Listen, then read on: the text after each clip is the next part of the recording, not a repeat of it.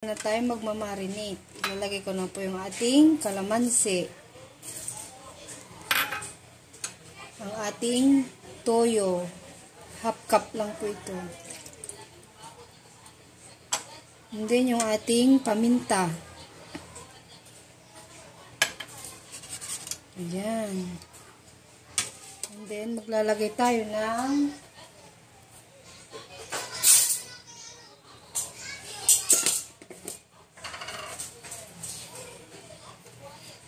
kalating asukal. Yan.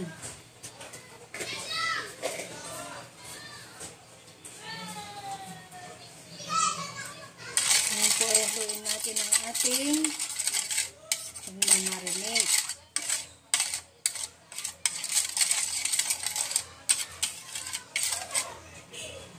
Ayan. Tapos ilalagay ko na po yung ating baboy.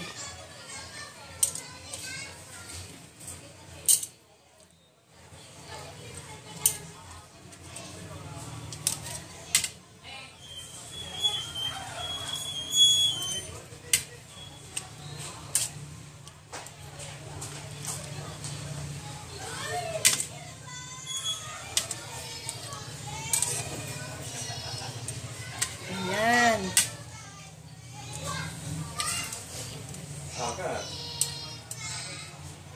Ngayon po, itatabi muna natin ang ating na-marinate para po ma-absorb niya yung mga ingredients. Mga 30 minutes. Ngayon na po ay nagpainit na tayo ng mantika. Ito na po yung ating minarinate. Ayan. Dahil mainit na yung ating mantika, ilalagay ko na po yung ating baboy, yung pork chop. Piprito muna natin. Ayan natin ang apoy. Mainit. Ilalagay tayo ng bawang. Ayan.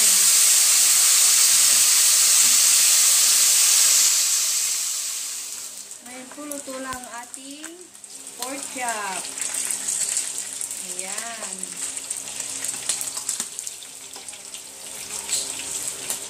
Ayan na po yung ating pork chop. Luto na po. Ngayon naman, lulutuin naman natin sa toyo. At saka sibuyas.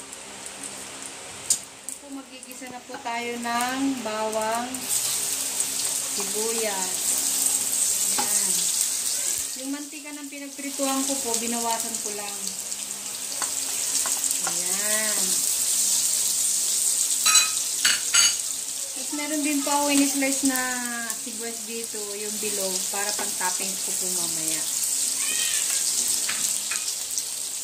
Ayan na yung ating sibuyas sa kabawang. And then, ilalagay ko na po itong pinirito nating pork chop. Ayan.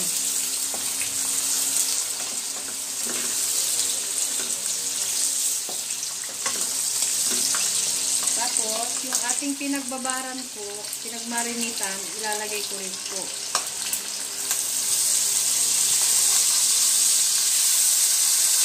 Ayan ang ating pork stick. Maglagay lang tayo ng konting tubig. Lalagay po ako ng konting tubig. Ayan. Sa inyo po kung gaano karami ang ilalagay yung tubig. Dagdag kayo ng panlasa kung matabang ang inyong niluluto.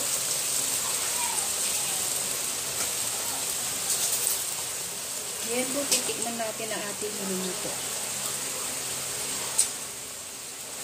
Ayan, okay na ang ating pork stick. Pakuluin muna ng konti. Ayan na.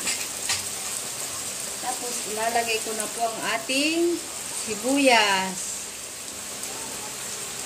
Ayan.